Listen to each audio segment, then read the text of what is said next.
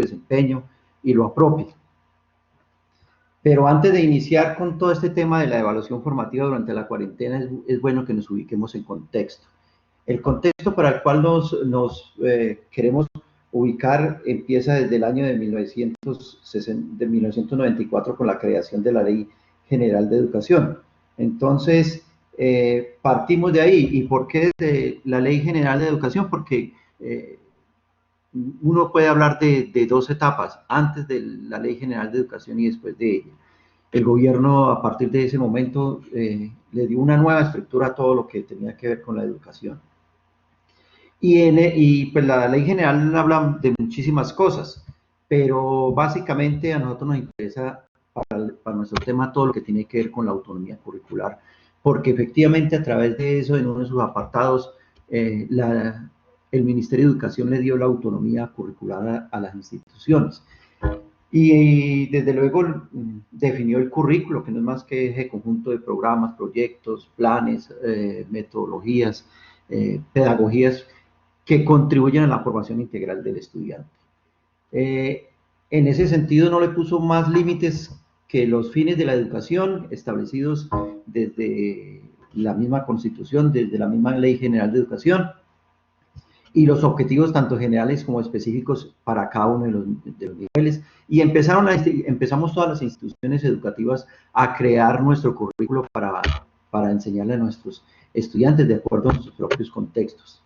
Esto, desde luego, fue reglamentado por el decreto 1860 en todos sus aspectos, pero a nosotros lo que nos interesa por el momento es todo el plan de estudios. Y en ese plan de estudios, pues también le ubicó el ministerio unos límites e indicó cuáles eran las áreas obligatorias y cuáles eran las áreas optativas.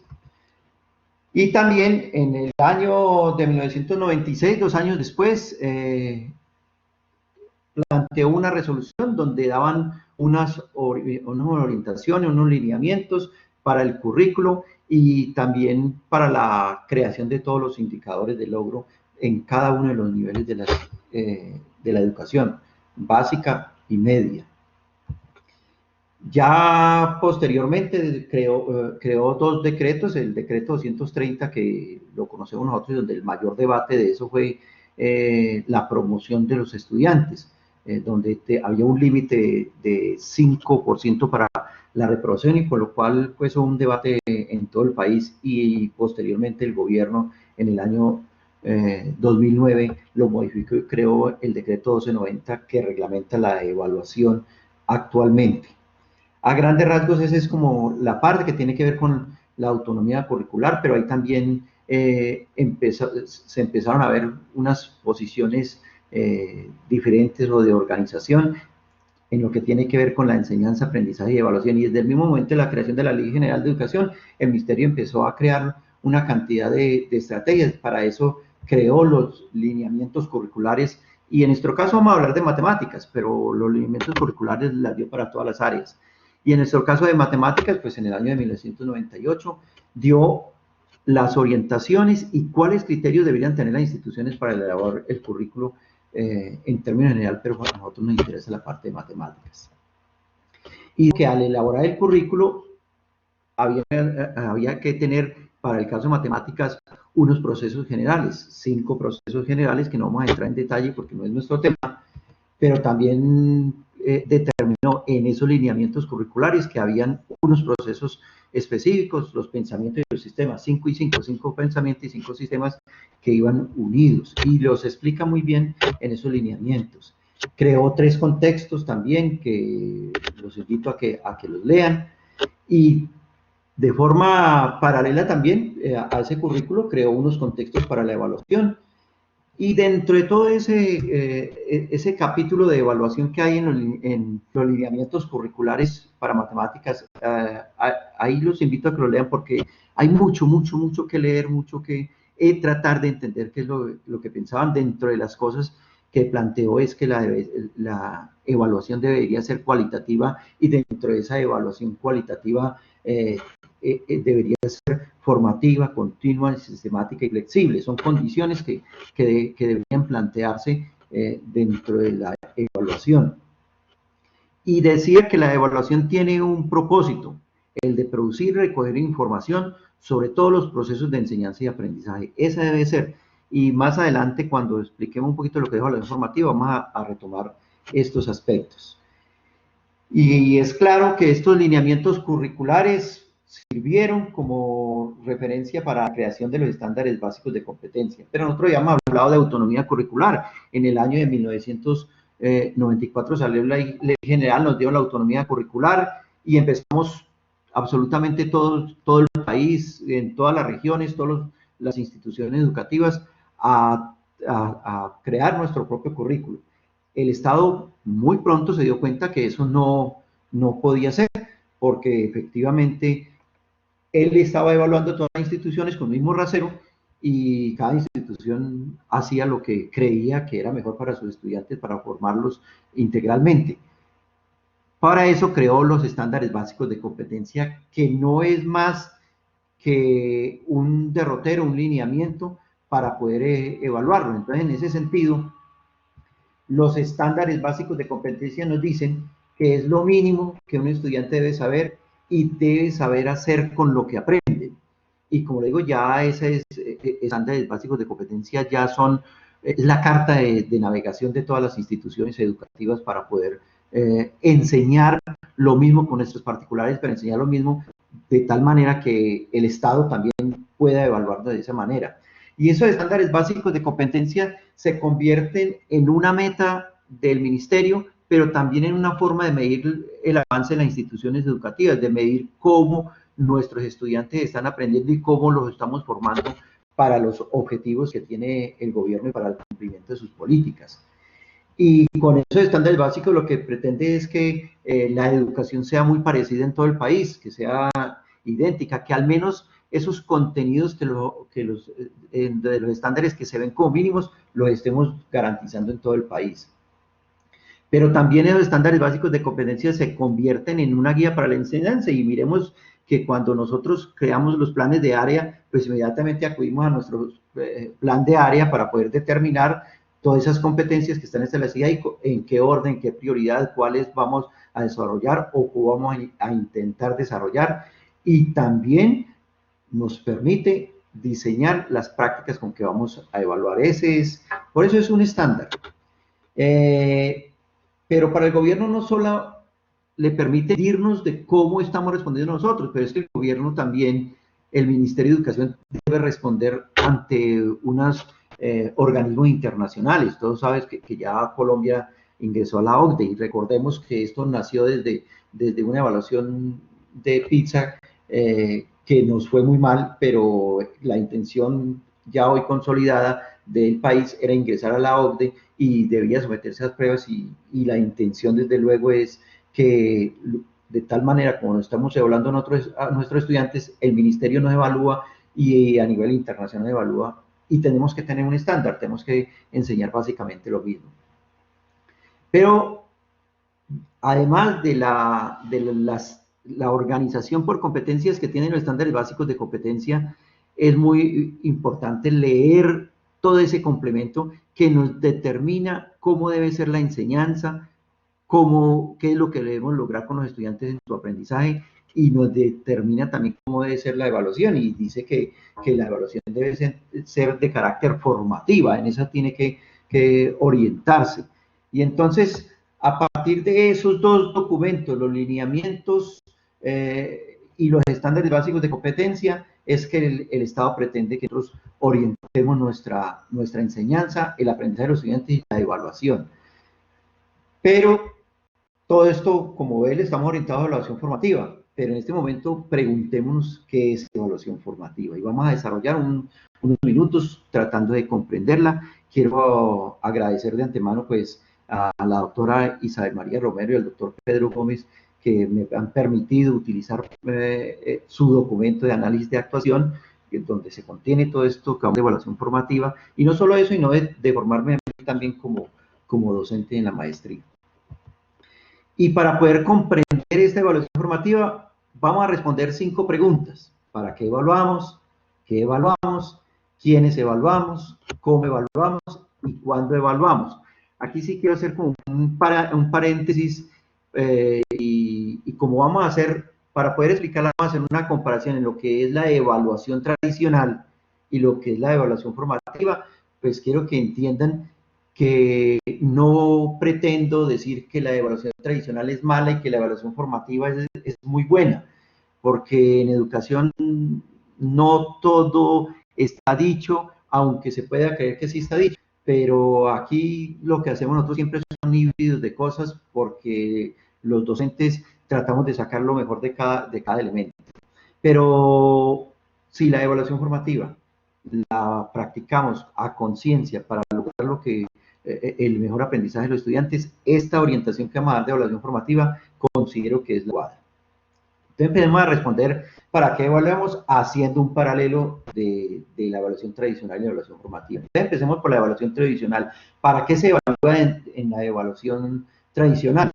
Básicamente para determinar cuáles alumnos tienen los conocimientos requeridos, es decir, una vez dada la enseñanza, qué alumnos adquirieron esos conocimientos y cuáles no, los podemos identificar. Entonces, eso tiene un objetivo y es asignarle las calificaciones de acuerdo con todos esos conocimientos que ellos demuestran haber adquirido y quienes no lo han adquirido, entonces les asignamos las respectivas calificaciones y para eso pues cada institución tiene su propio sistema. Y en eso lo que tiende es a convertirse en un mecanismo de control, un control porque queremos saber cuáles son los que tienen esos conocimientos y cuáles no, de compararlos porque decimos que estos han adquirido mejor el conocimiento, estos se han demorado un poco más, estos no lo saben, estos no tienen interés y pues definitivamente no han adquirido ese conocimiento. Y pues también los medimos para poder determinar algún tipo de promoción.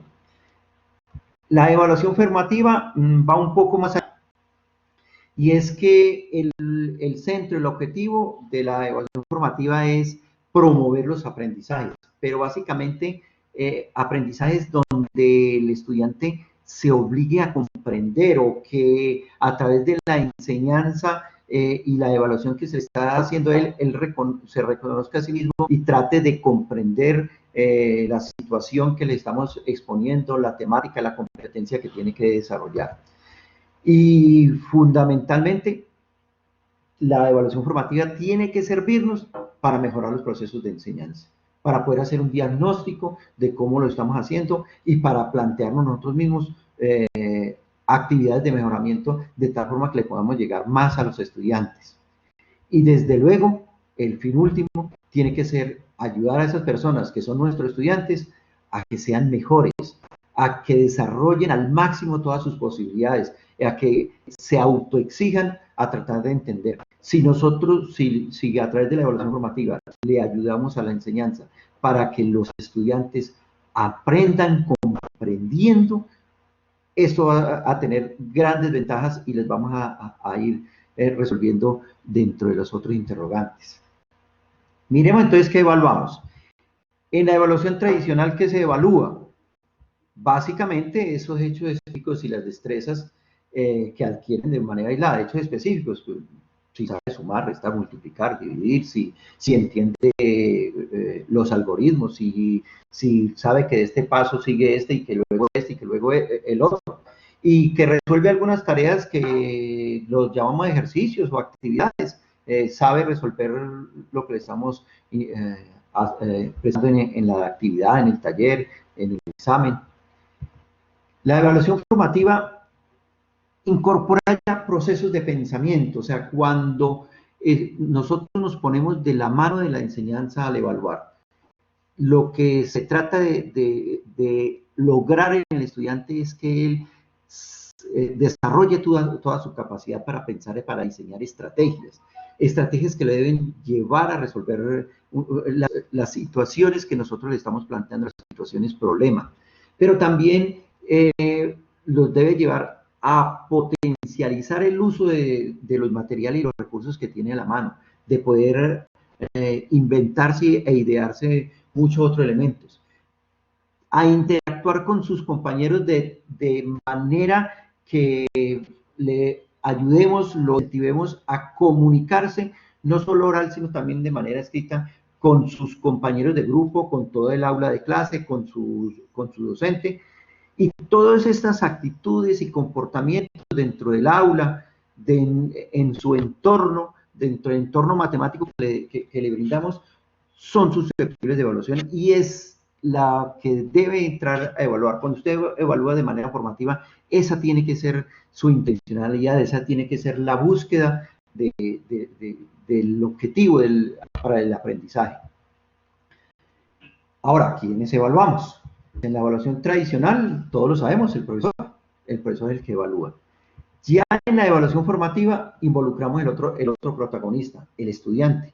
El estudiante también debe ser partícipe de esa evaluación. Él es nuestro objetivo de formación, por lo tanto, él también tiene que autoevaluarse y autoevaluarse de manera tal que se le permita indagar.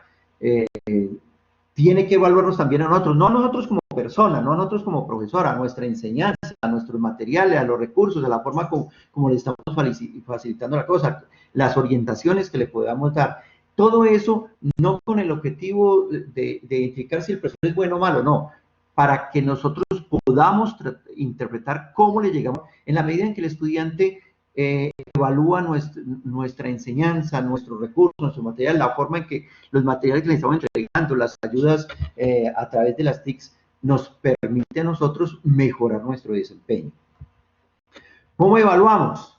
Miremos en la evaluación tradicional, pues básicamente todo tipo de control, que las evaluaciones orales, que las evaluaciones escritas, que los talleres, que las sustentaciones. Pero básicamente cuando en la evaluación tradicional lo hacemos para determinar o para controlar qué tanto ha aprendido el estudiante o no, la mayor dificultad que lo hemos tenido y casi siempre lo descubrimos todos nosotros es que le queda ese aprendizaje les dura muy poquito tiempo. Por eso decimos que es superficial, porque es que hoy sabe y cómo así que la próxima semana que vuelvo y le pregunto ya no sabe. Y básicamente tiene que ver con que el aprendizaje ha sido superficial. En la evaluación formativa tratamos que al comprender el estudiante, al deducir él, al poder crear los conceptos, al poder discutir con sus compañeros, al ser partícipe de ese proceso de formación, esa comprensión le va a permitir que le dure mucho más allá ese aprendizaje. Pero para eso es necesario que nosotros le juguemos al estudiante con reglas muy claras. Al estudiante hay que decirles desde el inicio de la competencia que vamos a desarrollar, cuáles son, con qué lo vamos a dar. Para eso existen las rúbricas. Pero también existe un listado de capacidades que van a permitirle identificar no solo al profesor, sino al estudiante, cómo va desarrollando la competencia.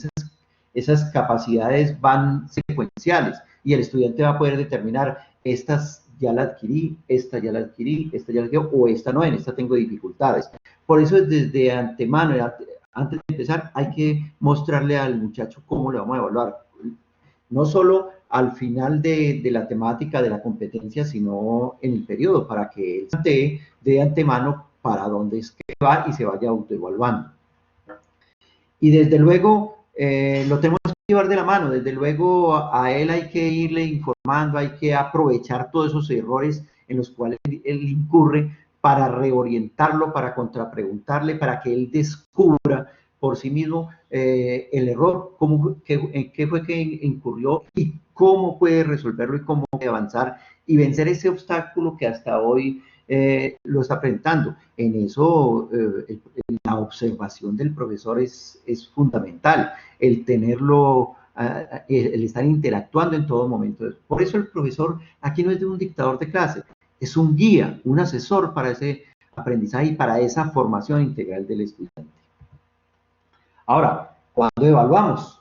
En la evaluación tradicional enseñamos y ahora sí, ya saben, ya les expliqué el tema, ya determinamos, ahora sí, hagamos una prueba escrita, una prueba oral, cada uno lo determina. En eso siempre se ha caracterizado la evaluación tradicional.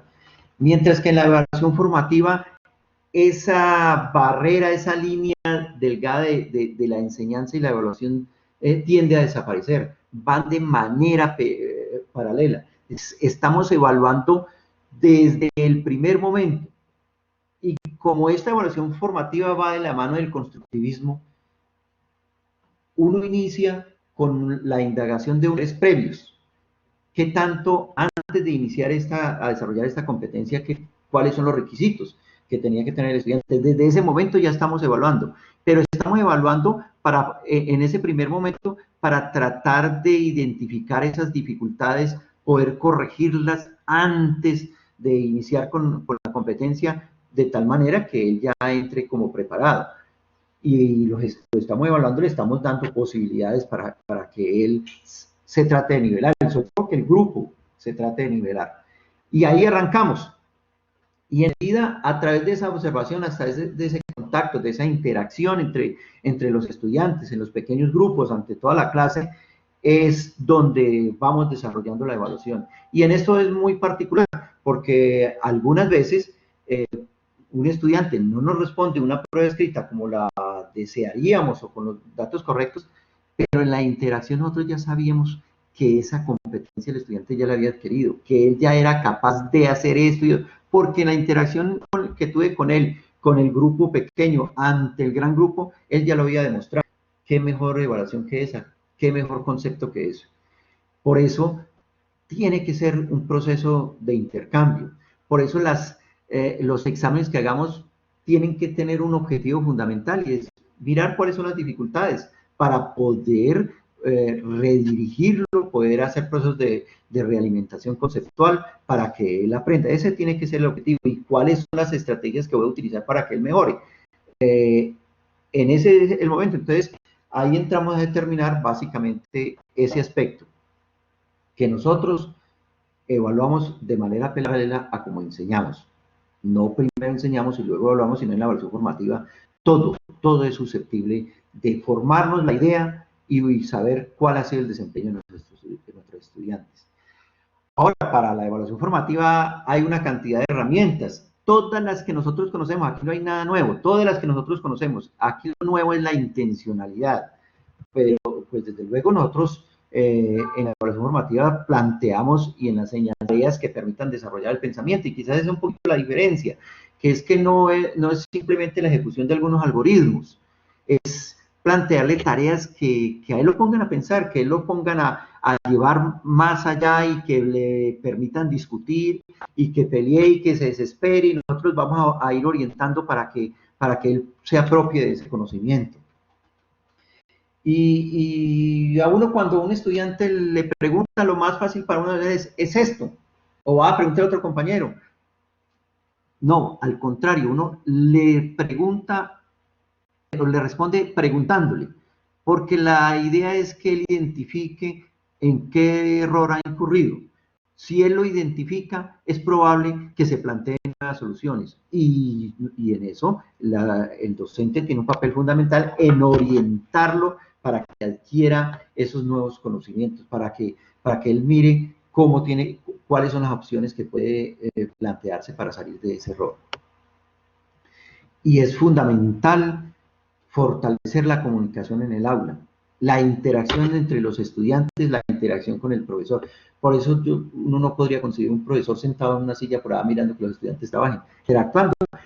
Independientemente que el estudiante le pregunte o no, cuando usted pasa por los grupos, ve cómo están trabajando y ve la cantidad de características diferentes que tienen nuestros estudiantes, de lo cual pues todos sabemos que los grupos son bien heterogéneos. Pero también los trabajos escritos. Los trabajos escritos nos permiten hacer un análisis a conciencia de qué es lo que el estudiante está aprendiendo, cuáles son las dificultades, y desde luego también hay errores ahí muy claros que le permite al docente tener una clara idea de qué es lo que el estudiante, en qué es lo que está fallando, para tratar de que lo corrijan. También los diarios de los estudiantes, y cuando hablamos de los diarios de los estudiantes, hablamos del cuaderno, o los que ya tienen una plataforma donde suben la información, eso se convierte en un diario, los escritos que tengan, los talleres, las actividades, todo eso son diarios de los estudiantes donde él registra todas sus actividades. Y todo eso nos tiene que llevar a hacer una realimentación constante. Recordemos que por acá, cuando hablábamos del decreto 230, habían unas semanas de recuperación para hacer la realimentación que deberíamos hacer una cada periodo y al final del año eran como 2 semanas. Aquí la diferencia con la evaluación formativa es que es permanente, es que un estudiante tiene una dificultad ahora y hay que hacer un proceso de realimentación inmediato con sus compañeros, interactuando, contrapreguntando para que él trate de hacerle. Si terminamos la competencia de desarrollo de la competencia y él no pudo, pues hay que plantearle actividades inmediatas para que él salga de ese bache en el que está y que logre comprender. Y desde luego todo esto, una herramienta fundamental es llevar todos esos registros de observación, porque hoy tenemos muchos estudiantes, esos registros nos van a permitir tener unas evidencias nuestras para poder dialogarlas con el estudiante. Y un proceso fundamental aquí también muy importante son las autoevaluaciones. No la autoevaluación del estudiante para con una nota donde él se va a colocar la máxima nota porque usted promedie y salga ahí a conciencia, donde el estudiante puede determinar. En ese listado de capacidades que decíamos que la entregamos antes, que se convierte en un derrotero de la enseñanza y el aprendizaje, él pueda decir, es que yo esta parte aquí no la comprendí, yo me quedé aquí porque esto no lo entendí muy bien. Todo esto en conjunto son los criterios y el portafolio de evidencias que nos va a permitir hacer la evaluación nosotros como docentes, pero también los estudiantes. Y para eso hay 3 componentes, que todos lo conocemos. La heteroevaluación es toda esa cantidad de pruebas, de evidencias que tiene el estudiante y que tiene el docente. Esa heteroevaluación que permite ubicar a un estudiante en un nivel de desempeño. Y desde luego la autoevaluación, como ya lo habíamos dicho, la hace el estudiante, apoyado en esas evidencias, y lo que trataremos de fortalecer en ellos es una autoevaluación a conciencia. Si nos desligamos de una valoración cuantitativa o de promoción, algún día lograremos que el estudiante de verdad se autoevalúe a conciencia para que él identifique cuáles son sus fortalezas, pero cuáles son las debilidades, y busque nosotros un apoyo para superar esas deficiencias. La coevaluación, lo que esperamos es que se haga entre el docente y el estudiante para concertar, para llegar a un acuerdo entre ellos, cuál debe ser el nivel de desempeño, y para eso, las evidencias del docente y las evidencias del estudiante. La evidencia del docente es el registro que él hace de todo ese cumplimiento, ¿no? De los punticos, de los máses, de todo lo que para usted entra a ser una cantidad de convenciones que le permiten decir, pero es que yo en tal actividad, en tal competencia que estaba desarrollando con ustedes, vi estas evidencias y las concerta con el estudiante, porque el objetivo también es que aquí que el estudiante entre a mirar y a llevar sus evidencias para concertar el nivel de empeño con su profesor. Bueno, ya todo eso podríamos tenerlo muy bien aprendido, muy juiciosito. Sabemos que es evaluación formativa, en muchas instituciones eso es una fortaleza, en otras no tanta. Pero nadie contaba de que nos fuéramos a meter en una pandemia. Y aquí es donde todos nosotros como docentes sacamos a relucir lo mejor de nosotros. Yo la verdad es que vivo muy agradecido y muy satisfecho de ver la capacidad que tenemos los docentes de reinventarnos permanentemente. Y entonces yo divido la evaluación formativa de nuestra actualidad en 2 partes. En los estudiantes que tienen acceso a Internet, a través de los cuales nosotros pues, hemos podido entrar a hacer uso de una cantidad de plataformas que nos da la institución educativa, que nos dan gratuito toda la tecnología, y donde los tenemos ahí, allá en una esquinita o alrededor de la pantalla, ellos están participando, y yo diría que la evaluación formativa, tal como la hemos discutido, no tendría por qué cambiar, porque usted le puede plantear situaciones, problemas, e invitarlos a que interactúen, a que hagan propuestas, a que entre todos la resuelvan, que hagan conjeturas, que incurran errores y otros se la hagan ver, o él mismo le contrapreguntamos y le podemos hacer, en eso se tiene que centrar.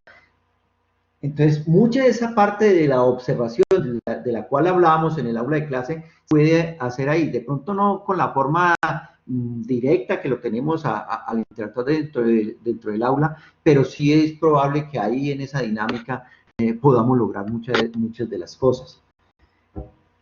Es clave, desde luego, que nosotros fortalezcamos, promovamos esa discusión y esa participación de los estudiantes. Si el estudiante no participa, nos queda muy difícil tener una conceptualización de lo que él pudo haber aprendido o no. Y como decía anteriormente, tiene que ser a través colectiva de una situación problema. Y aquí, en este momento, por el que estamos pasando, toma un valor pero bien gigantesco el tratar de identificar cuáles son las actitudes, cuáles son las cualidades y sobre todo cuáles son las emociones de nuestros estudiantes. Por eso, cada vez que lo tengamos allá ante la pantalla, hay que utilizar un par de minuticos al menos para preguntarles cómo están, para apoyarlos, para hacerlos sentir bien, para hacerlos sentir con confianza. Hoy más que nunca esa parte integral del individuo cobra un gran valor. Y desde luego es un momento que también tendremos, normalmente se hace al final, para que ellos digan qué les ha parecido la clase virtual, el material, si la forma en que le presentamos la situación problema fue clara, si les quedó claro el concepto, si ya saben de ahí que en las actividades que le van a permitir identificar ese proceso de aprendizaje lo logró o no lo logró. Hay que evaluar y todo lo que ellos nos digan nos servirá a nosotros para replantear en caso tal que nos estamos viendo o seguir ese camino porque logramos el aprendizaje de nuestros estudiantes. Pero el problema es al contrario. Y cuando los estudiantes no tienen acceso a Internet y en el país es una población muy grande. Y es ahí donde le digo que hemos tenido que reinventarnos.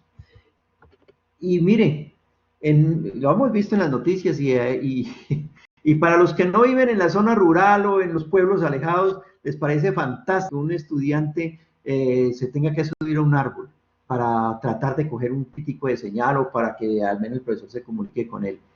Esa es una población muy, muy, muy grande en el país.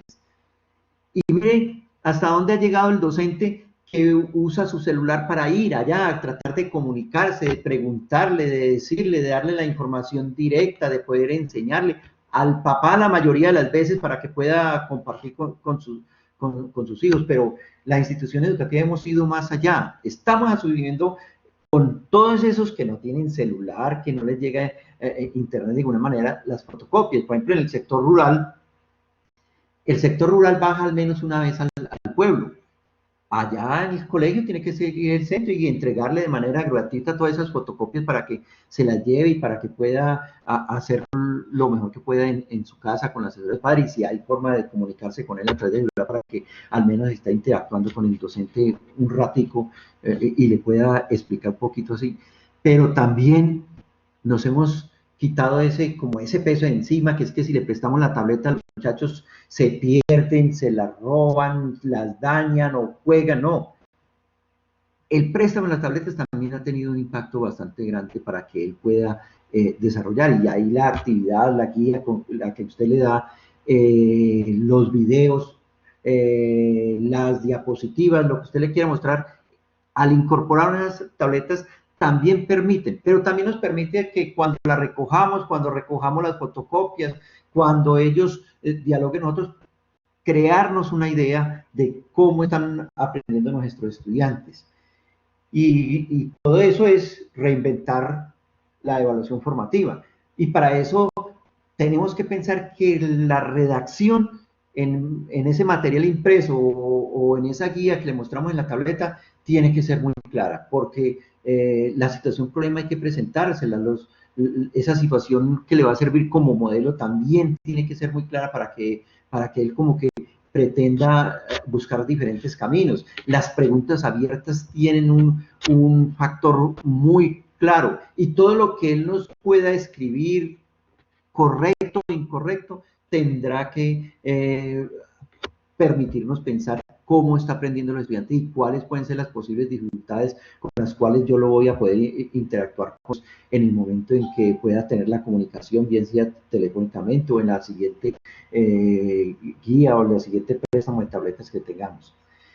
Y así como lo habíamos dicho con los de Internet, donde podemos tener contacto, aquí en este material impreso o en esas tabletas también tiene que ir una parte de la motivación, una parte de la identificación, una interacción que nos permita que si le prestamos la tableta, él haga una grabacióncita ahí de sonido y nos comente cómo está su situación, cómo lo ha vivido, qué dificultades tiene, qué dificultades tuvo por ver la situación, si lo entendió o no lo entendió, hasta dónde llegó, porque aquí es tratar de ponernos del lado del estudiante.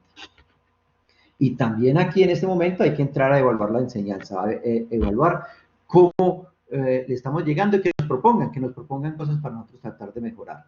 A grandes rasgos, esa es la temática que tenemos. Voy a partir de este momento a dar paso a las preguntas.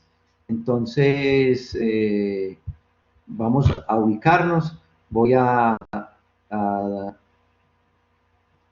ocultar esta parte y entro aquí por el chat para escucharlos, mirarlos.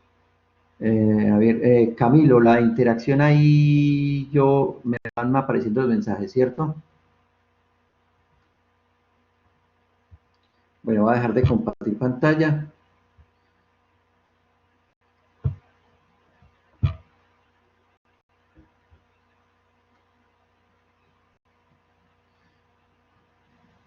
Listo.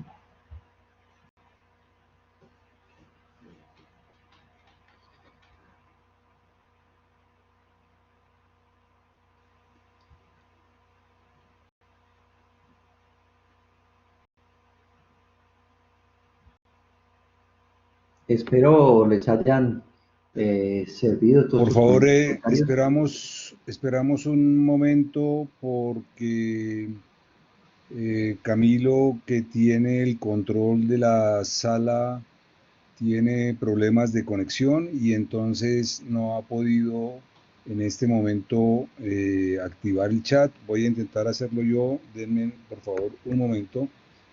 Listo, Pedro.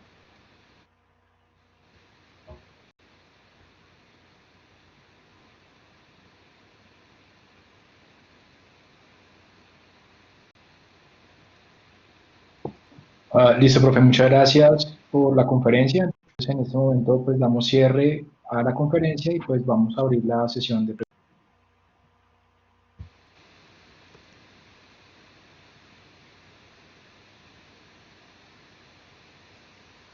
Camilo, no sé si el chat está activado.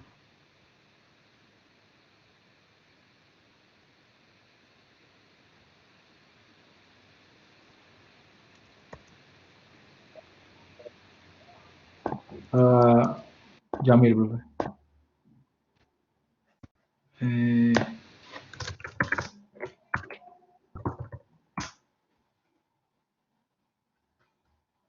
Profe Fermán, ¿podría abrir el chat, por favor? Acabo de escribir para saber si está activo.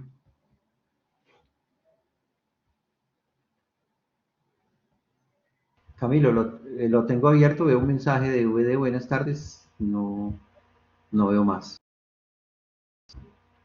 Perfecto, entonces sí, de acuerdo, entonces pues en este momento el chat se encuentra activo, entonces las personas que deseen escribir preguntas, pues el profesor va a hacer esas preguntas. Pues si usted desea puede compartir también su pantalla para que ellos vayan viendo las preguntas en la pantalla mientras que los van haciendo.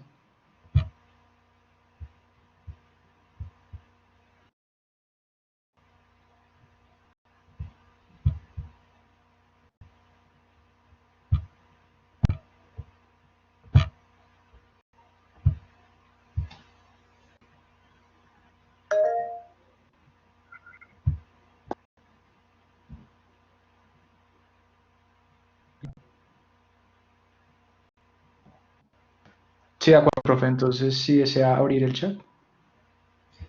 Yo lo tengo abierto, yo aquí lo veo.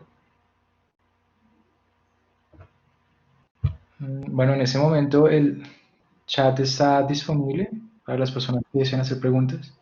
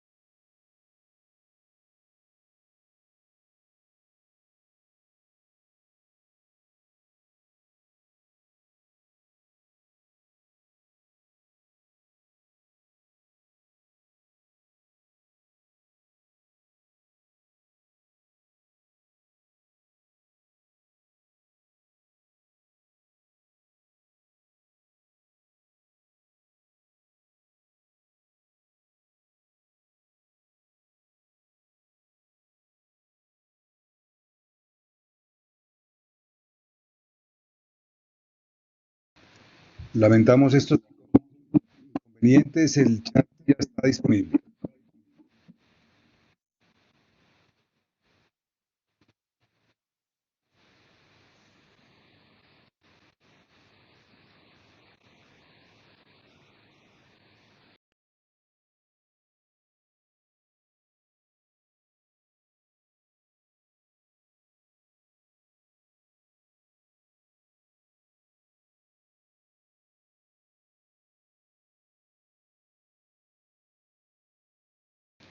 Federman ya puedes ir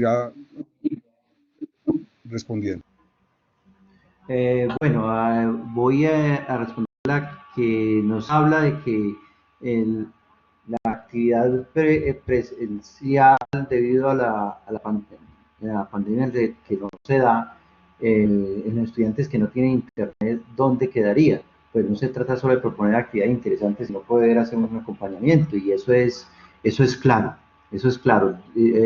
En esos estudiantes que tienen la dificultad tan notoria, que son muchísimos, especialmente del sector de campo o de los pueblos bien lejanos donde no llega el internet es clara. Por eso la redacción del material es claro que ahí deben haber preguntas abiertas, pero también en la parte emocional hay que preguntarle a él cuáles han sido sus dificultades, qué actividades desean, cómo le ha parecido el material que le entregamos, que se comunique independientemente del tema y diga qué aspectos considera que el docente tiene que tener. Y hay una ayuda fundamental en los que a los que se le alcanza a llegar con el celular, donde el docente lo llama o el estudiante llama al docente y que se pueda comunicar, porque es ahí donde la evaluación formativa podría tratar de mejorarse, interactuando directamente con el estudiante. No lo tenemos físicamente, no lo podemos observar, pero sí podemos permitir que a través de la parte escrita, donde lo estimulamos a que también de manera escrita para que él se comunique con nosotros, o cuando podemos hacerle la llamada, no la videollamada ni el WhatsApp, que muchos no lo tienen, pero que logramos contactarnos al teléfono del estudiante, del papá, del tío, del familiar, y podemos tener contacto con él. Esos pequeños momentos son los que hay que entrar a fortalecer para que podamos interactuar con él.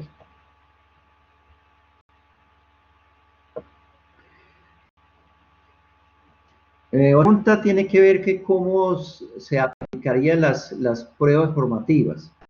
Bueno, si aquí el término prueba es un examen, pues los exámenes son un elemento adicional a lo que es la evaluación formativa, porque son una cantidad de herramientas. Como lo hablamos, tiene que ver con la observación, con la interacción del estudiante con el docente, del estudiante con los demás estudiantes. En este momento de pandemia, pues lo que trataremos de lograr de alguna manera es interactuar a través del teléfono, del WhatsApp, a través de la fotocopia que le damos, permitir interactuar con él, y por eso hay que hacerle preguntas y estimularlo a que él nos responda de alguna manera, para que en ese escrito yo pueda identificar, más que una prueba, más que un examen, es por identificar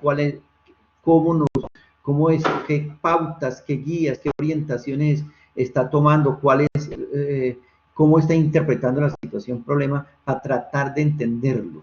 No es fácil, porque tiene que tratar de ver el docente al lado del estudiante cómo lo está tratando, pero sí, desde luego, es la acomodación que hacemos de la evaluación formativa a través de la interacción de manera escrita, haciendo preguntas abiertas a los estudiantes.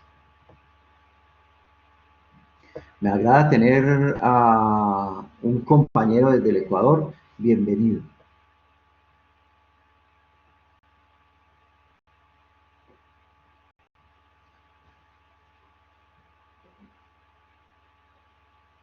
Bueno, esta pregunta me gusta mucho y les voy a contar una experiencia. Dice: buenas tardes, los niños de segundo, me imagino que dice ahí, de básica, ¿cómo pueden realizar las evaluaciones? Y yo ubico en un solo grupo preescolar, primero y segundo, porque hablarle a esos niños de autoevaluación, pues es más complicado, ellos ni siquiera lo van a saber. Estamos viviendo una experiencia en la institución donde laboro, y esto no es una idea mía, esto es una idea de la profesora de preescolar, donde estamos fortaleciendo los procesos de autoevaluación y coevaluación de la siguiente manera, y puede ser que hasta segundo la extendamos. La docente, al finalizar la jornada, unos media horita antes de finalizar la jornada, y estoy hablando de la docente de preescolar, les tiene un semanario donde para cada día el estudiante, usando unos colores y unas caritas que determinan una escala de satisfacción, determina qué carita me merezco, y eso más o menos se compara con los tipos de desempeño. ¿Qué carita me merezco? Una carita feliz, una carita triste, una carita de sorpresa. Son como unas escalas y eso tiene que ver con la actitud que ha tenido el estudiante durante toda la jornada. Si se comprometió con sus compañeros, si los ayudó, si siguió las instrucciones, si participó, si se interesó por el aprendizaje. Una cantidad de parámetros que él llega allá y por orden de lista pasa y a cada uno le tiene su hojita para que él el lunes se autoevalúe, el martes, miércoles, jueves y viernes, y se autoevalúa. Y se coloca la carita y la pinta de un color determinado que la orienta la docente. Y no, yo estuve en una de esas autoevaluaciones y quedé muy satisfecho de ver, los niños son muy transparentes. Y ahí un niño se autoevaluó y se puso la carita feliz. Y esa fue su autoevaluación. Pero la coevaluación, que en este caso la hicieron sus compañeros de clase, produjo un efecto inmediato en contra del estudiante. Los demás niños, no señor, usted no se puede evaluar así porque usted no hizo tal cosa, y le sacaron una cantidad de características a la cual él dijo, bueno, entonces yo me pongo esa otra carita. Eso es muy rico, o sea, es un aprendizaje muy grande y eso es evaluación formativa. El niño desde ahí, es lo que le hablaba de las autoevaluaciones, en unos plazos largos, si comenzamos desde ahí, el niño va a empezar a autoevaluarse de esa manera, de manera honesta, y los demás lo van a coevaluar sin rencores, que eso es lo que los niños de preescolar no tienen, y no tienen esas estimaciones. Entonces, ahí le comparto y más o menos cosas de esas se pueden hacer.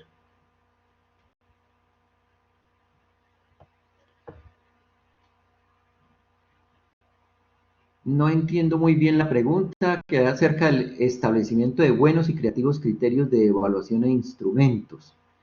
Pues todos los criterios de evaluación es lo que evaluamos en la parte del que evaluamos. Nosotros evaluamos todos esos resultados del estudiante, los comportamientos, las actitudes, la forma como se comunica con sus compañeros, las propuestas, todo eso es evaluación. Y los criterios se deben ubicar en las rúbricas. Pues es que las rúbricas, cuando usted elabora las rúbricas de desempeño, que debe entregarlas antes de iniciar una competencia o antes de iniciar un periodo, si la competencia es de todo el periodo, se deben establecer cuáles criterios, pero no solo los criterios cognitivos, que deben estar, pero también deben estar unos criterios de sus cualidades, de sus emociones, de sus actitudes frente al grupo, la participación.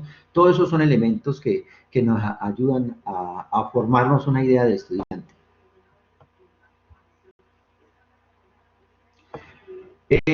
¿Cómo se aplicaría la evaluación formativa en estudiantes con necesidades educativas especiales? Yo diría que lo mismo, pero recordemos que los niños con necesidades educativas especiales se les hace un PIAR, que es una adecuación de ese currículo en lo mínimo. Ese mínimo lo determina el docente con el docente de apoyo, en acuerdo con los padres, de cuáles son las características. Pero al estudiante habría que evaluar exactamente lo mismo, fortaleciéndolo con toda esa laxitud que tenemos nosotros del diálogo, porque en ello sí que es fundamental tratar de hacer que participe, que interactúe. Pero para ellos hay un PIAR, y dentro de ese PIAR la evaluación no puede quedar por fuera.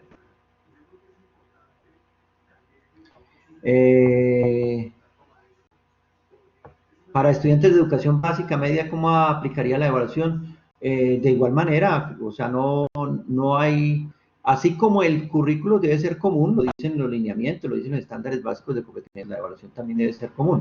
O sea, es lo mismo, donde podemos tomar diferencias de un carácter mucho más formativo, no necesariamente con unos instrumentos muy complejos, sino muy sencillos, es precisamente en preescolar primerito y hasta de pronto de segundo. Pero la básica y la media es exactamente igual. Ahora, si ya hablan de instrumentos, pues el sistema institucional de evaluación de cada institución sí lo debe tratar de integrar, y yo lo que sugeriría es que tuvieran en cuenta todos estos aspectos que tenemos en este momento, y que desde luego se deben crear unas rúbricas, y ojalá que la competencia se desglose en ese listado de capacidades que se pretenden atender, y que son los que le van a permitir orientar al muchacho cómo es que está llevando el proceso.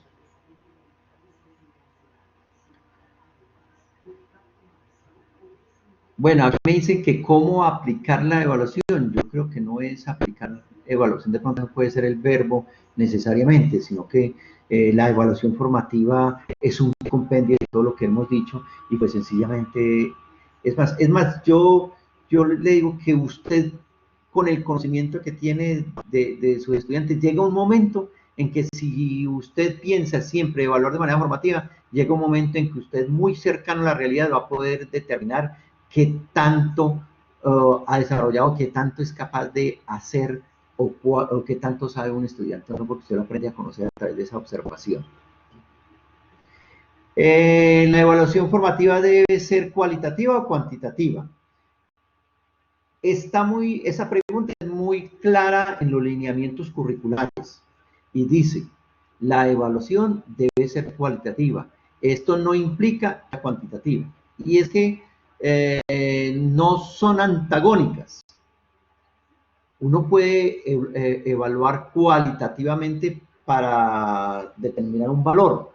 A mí personalmente me parece que si evaluamos cualitativamente con descriptores, modificadores de desempeño, con eso es más que suficiente. Pero hay instituciones que lo buscan y le tienen que dar un valor numérico o alfabético. Yo diría que eso no interesa.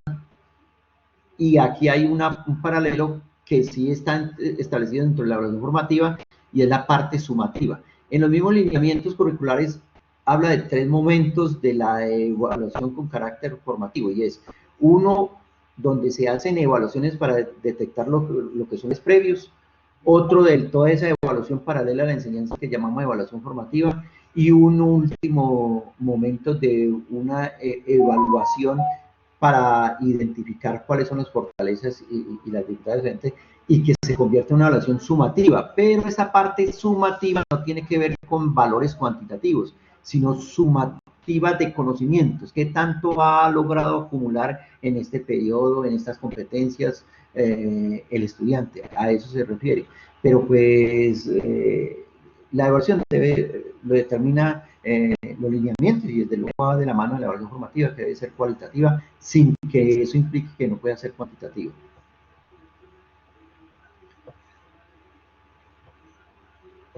Esta parte a nivel de inclusión es lo que tiene que ver con las necesidades educativas especiales y desde luego le digo que hay que acomodarlo a unos mínimos.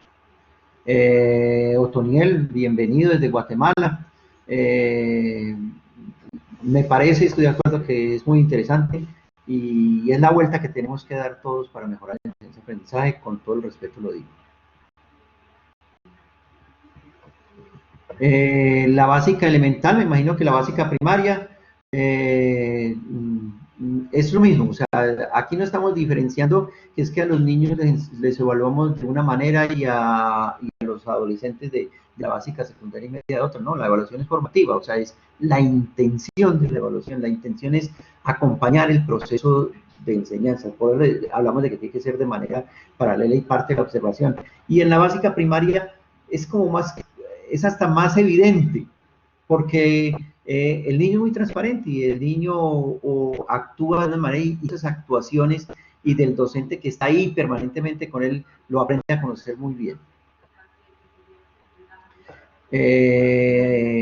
Aquí hay de cómo aplico la evaluación en el grado preescolar, se los hablaba y en el grado preescolar, es más, yo no creo que haya otra evaluación que no sea formativa en el grado preescolar. Y sobre todo porque es que el grado preescolar es el grado más importante de las instituciones.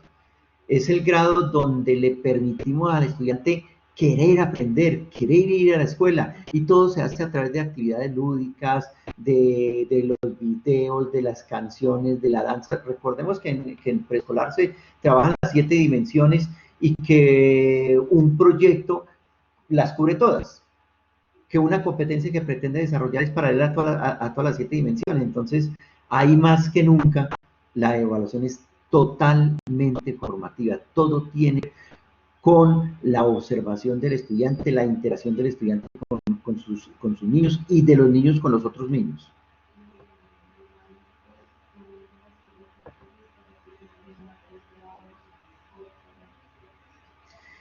¿Qué estrategia aplicarían los estudiantes de básica elemental, me imagino de primaria, sobre la evaluación mediante la educación virtual?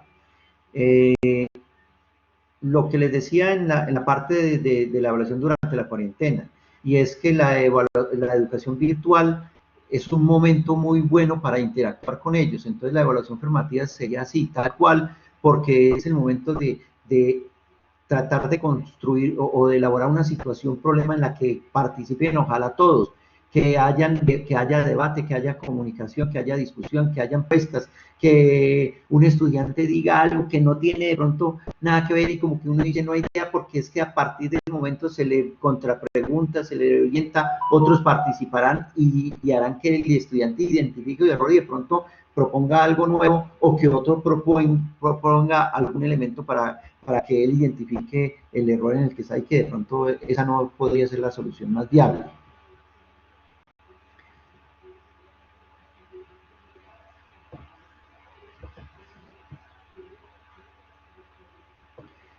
En mi grupo de clases solo utilizamos el WhatsApp ya que no tienen otro material tecnológico, pero no puedo hacer una retroalimentación y evaluación constante. ¿Cómo puedo hacerlo? Yo creo que sí, o sea, el WhatsApp es una herramienta bastante útil que hay que decirles que por favor vayan a ir descargando toda esa información que les enviamos, que ellos nos envían, porque ya llega un momento en que el celular no aguanta, pero es una herramienta muy útil. El WhatsApp nos permite hasta darle nuestras pautas, nuestras explicaciones, y desde luego, cada vez que ellos nos responden, así sea con un mensaje de voz, estamos interactuando con ellos y nos podemos imaginar, tratar de imaginarnos qué es lo que están identificando, qué es lo que respondiendo. A través de WhatsApp es válido absolutamente toda la evaluación formativa porque estamos interactuando con ellos y lo que nosotros tenemos que tratar de lograr es interactuar. Las dificultades se dan, por ejemplo, cuando el único medio es una fotocopia. Ahí ya dan, por eso le digo, en esa fotocopia tiene que ser pregunta muy abierta, hay que tratar de acercarlo y ojalá tratar de que él exprese lo mejor que pueda, las cosas para nosotros poder identificar qué es lo que él piensa, qué es lo que él siente.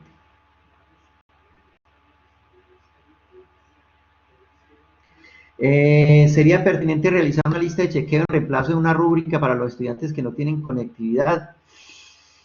Las listas de chequeo me permiten a mí decir si presentó o no presentó. No creo que esa sea la intención. Rúbrica de desempeño me permite valorar las actitudes, los comportamientos, la parte cognitiva, desde luego, la interacción que ellos tienen. Y yo creería que no se trata solamente de verificar si o no cumplió, porque la evaluación formativa va muy ligada al proceso de enseñanza y al proceso de evaluación del pensamiento. Entonces, él puede haber presentado hasta muy poquito, pero en eso puede ser que usted descubra muchas cosas que él pudo haber realizado y otras tantas que de pronto no tienen tanta implicación. Entonces, no creo que la lista de chequeo sea como el reemplazo de una rúbrica.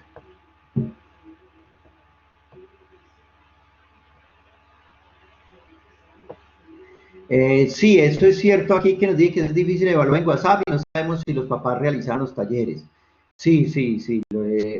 Por eso que el WhatsApp debemos tratar de estar en interacción con el estudiante, pero que los papás puedan realizar los talleres. Por eso es que aquí deben que tratar de hacer preguntas abiertas, de explorar el pensamiento del estudiante, porque un taller estar bueno, pero el estudiante no lo hizo el papá. Entonces yo creo que es más que la parte cognitiva. Aquí es la evaluación de las actitudes, de los comportamientos de los estudiantes, lo que tenemos que tratar de verificar a través de esas preguntas abiertas, a través de la resolución de una situación problema.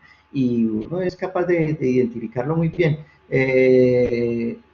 Aquí este debate lo tendremos que hacer por allá más adelante cuando el ministerio diga de lo de la promoción, porque no estamos hablando de promoción, estamos hablando solo de evaluación para identificar cuáles son las fortalezas y dificultades de nuestros estudiantes.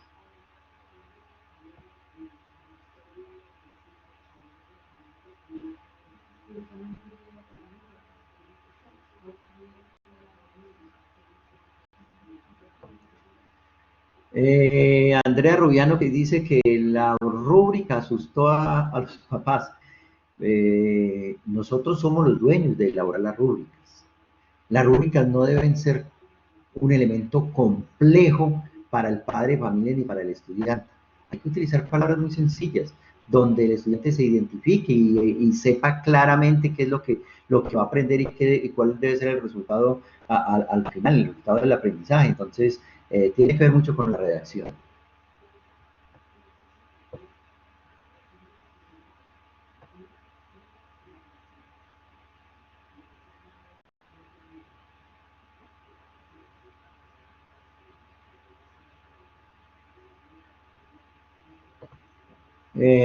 Bienvenido a los compañeros del Ecuador, de Bolivia. Me encanta que compartan con nosotros. Esta pregunta me gusta, Mónica. ¿Qué acciones podemos tomar cuando un estudiante hace una valoración propia errónea? Yo creo que esa es una parte formativa fundamental, muy buena. Es que hay que llegar al estudiante. Y también contrapreguntándole, no hay que decirle, es que usted se valoró mal. No, no, no. ¿Por qué? O sea, detrás de esa valoración, ¿qué hay? Hay que preguntarle. Hay que tratar de identificar por qué se valoró mal. Puede ser que es que él se valoró mal porque no entendió muy bien y de pronto lo hizo bien, pero no lo entendió, no comprendió. Entonces hay que contramandar para que él identifique la situación problema, por qué respondió y que su respuesta fue acertada. Pero es una interacción con él, porque sí, es hasta bien común que en la autoevaluación el muchacho se coloque unas valoraciones negativas cuando su actitud durante toda la clase, durante el desarrollo de la competencia, ha sido muy positiva. Desde Aguachica, Cesar, bienvenido Edwin.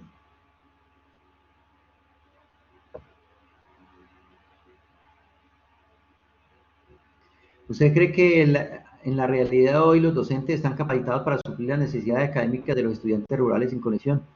No, mi respuesta es que no. No, capacitados desde nuestro quehacer pedagógico, desde nuestra formación, sí, porque casi todos los docentes que estamos metidos aquí nos encanta nuestra profesión. Y tanto nos encanta que, miren, llevamos ya mucho tiempo tratando de hablar de la educación virtual, el uso de las TICs, y de pronto, sí, ahí a regañadientes, y los que somos más viejitos menos, y los que son nuevos pues salen con algo, pero como que no había la necesidad. En ese momento hubo la necesidad, y mire todas las cosas hermosas, gigantes que han hecho nuestros docentes. Entonces, que nuestro imaginario estaba que algún día íbamos a hacer educación virtual y que teníamos que llegar a los estudiantes en conexión, no, pero nos estamos reinventando. Por eso, como le digo, todas esas estrategias y muchas más, de pronto a mí me escapan muchas más, tiene que ver, pero a hoy el afán de todos nosotros como docentes es tratar de llegarles a ellos, y todas las estrategias son válidas.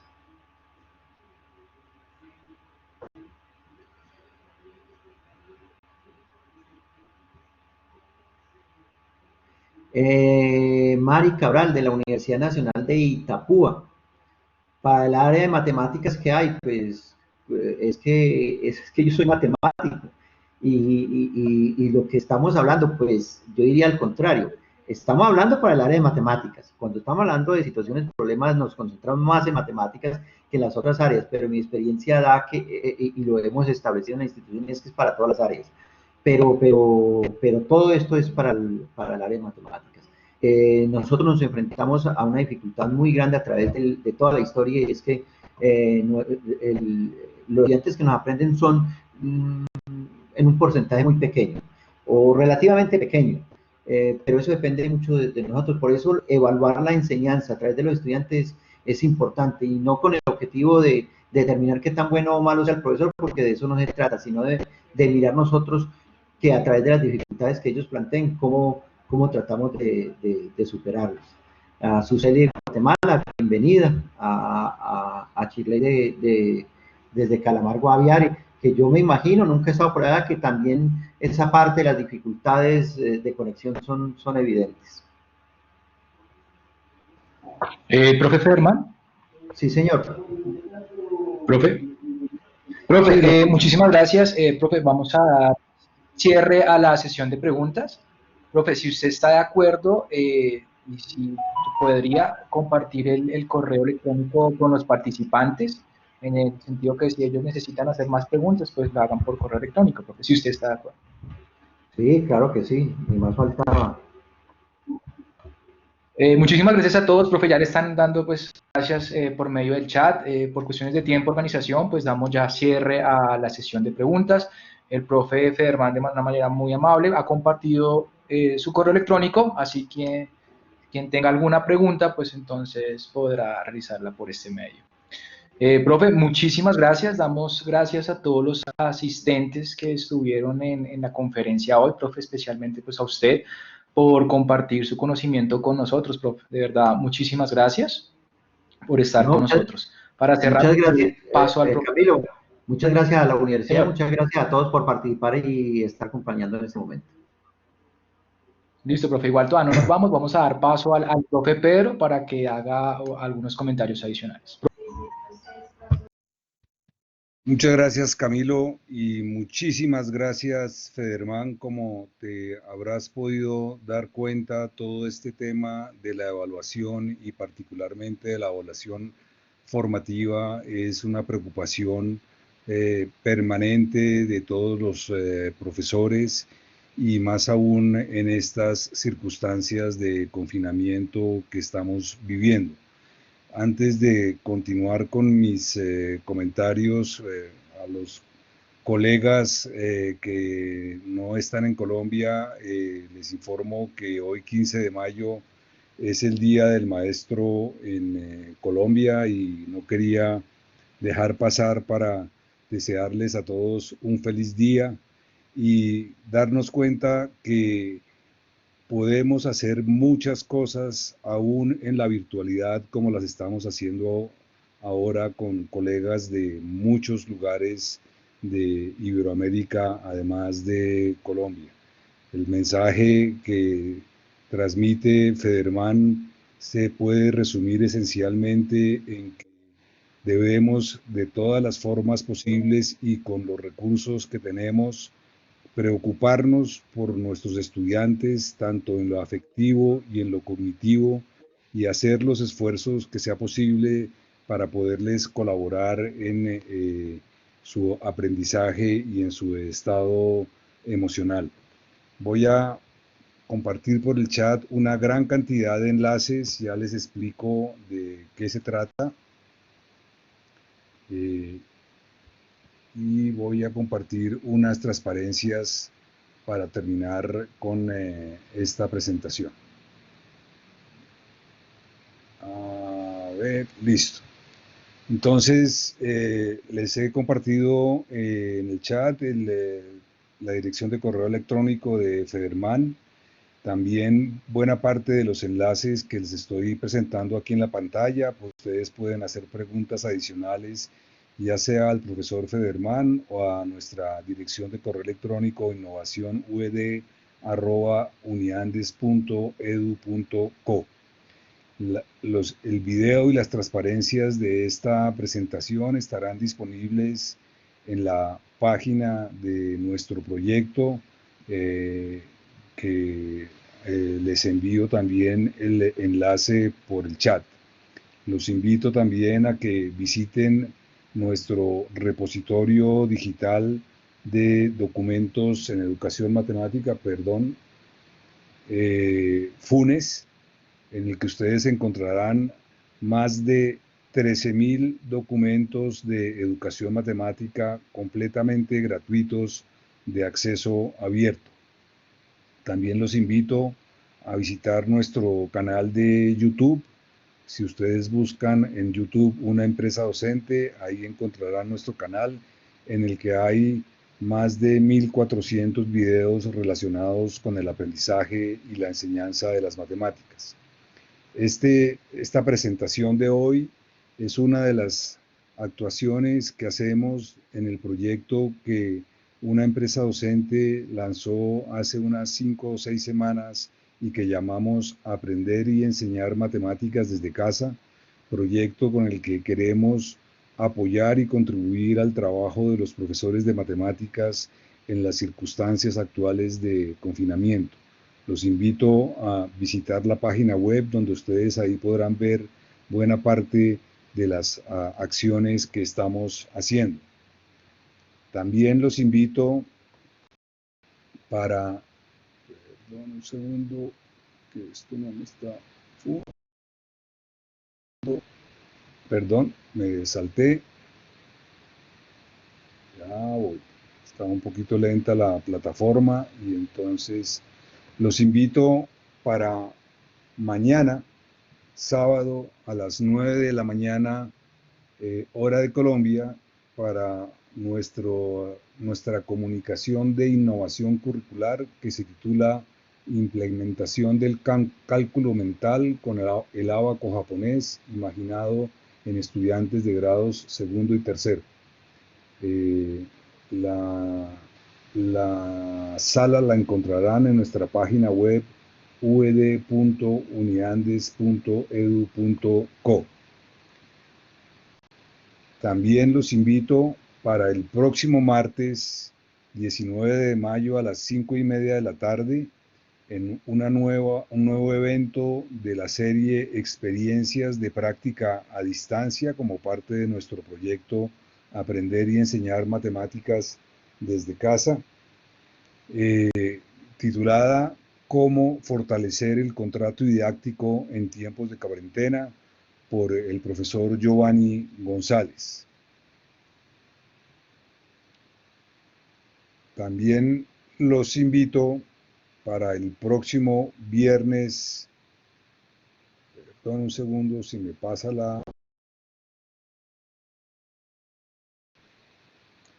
el próximo viernes 22 de mayo, es decir, dentro de una semana, a una nueva conferencia de esta serie de conferencias virtuales titulada La articulación entre áreas, posibilidad para la educación en tiempos de COVID, por la profesora Eliana Nieto. Esa conferencia también será en esta misma sala. También los invito a que se inscriban en nuestro grupo de WhatsApp, Matemáticas desde Casa, en donde estamos compartiendo información y estamos conversando entre todos como equipo. De la misma manera, perdón que se me saltó esto, a que se inscriban, no sé qué me pasa aquí en el computador, a que se inscriban, ya sé, si alguien está manejando las transparencias, les agradecería que no lo manejaran porque me pierdo. A que se inscriban en nuestro grupo de Facebook Conversemos de Educación Matemática, donde también estamos compartiendo información, discutiendo y hablando sobre toda nuestra experiencia como profesores de matemáticas.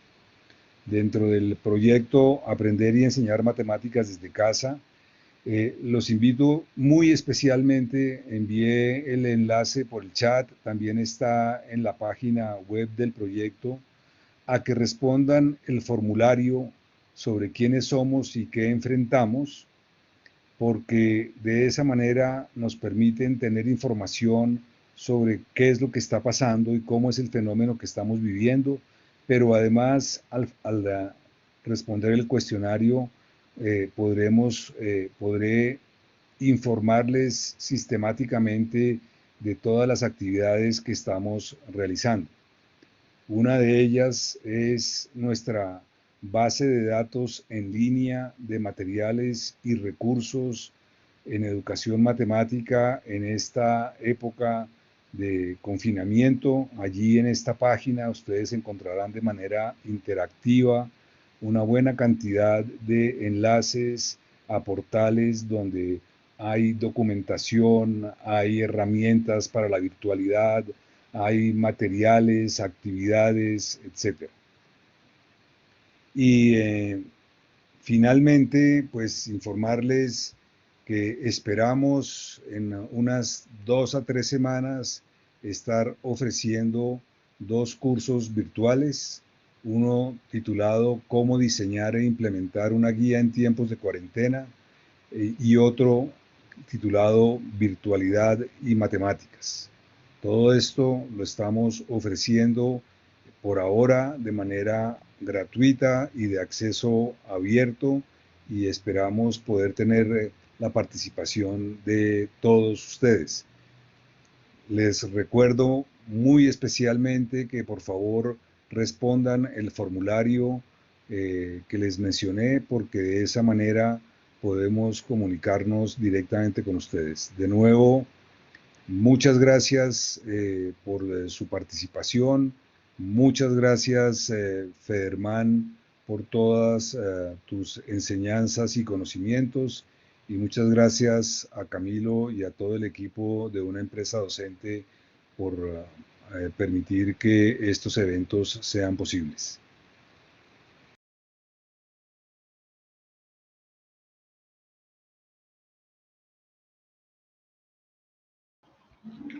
Bien, ya para cerrar, pues muchísimas gracias a todos por estar acá, por su asistencia, al profesor Federman especialmente. Profe, muchísimas gracias.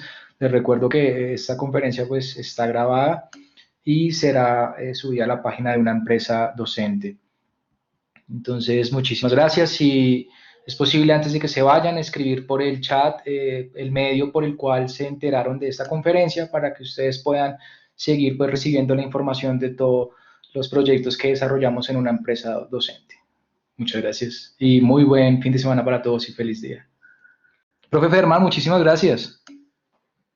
No, Camilo, a ustedes muy amables y a todos por haber compartido este momento conmigo, y esperamos vernos muy pronto, y a todos, por favor, cuídense.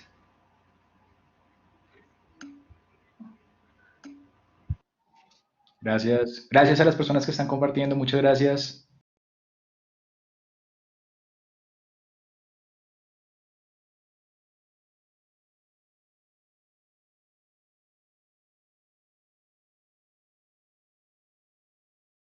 A las personas que todavía están en la sala, les agradeceríamos mucho que nos informaran sobre cómo se enteraron de este evento.